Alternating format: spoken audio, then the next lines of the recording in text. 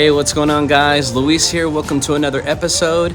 Today we will be working on the Subaru, installing the CURT 56040 wiring harness for our new hitch that we installed the other day. So should be a fairly easy installation. All you're literally going to need is a drill with a Phillips screw head, and that should do it. So tag along. All right, guys, so we're going to go ahead and start off by obviously opening the trunk here.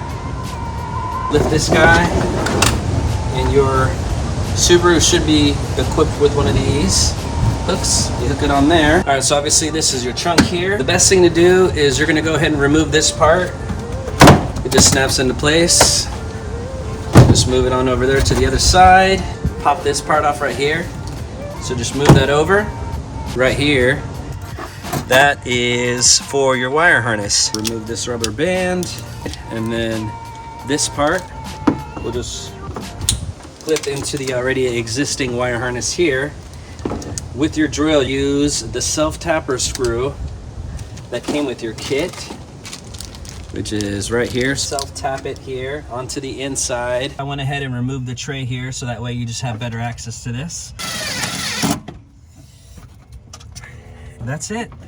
And then for storage purposes, kind of bunch it up if you'd like. It did come with a rubber band, so if you want to just rubber band that back up so that way it's nice and neat. There you go, just like that. And then in the package it did come with a 10 fuse here. Insert it into this right here.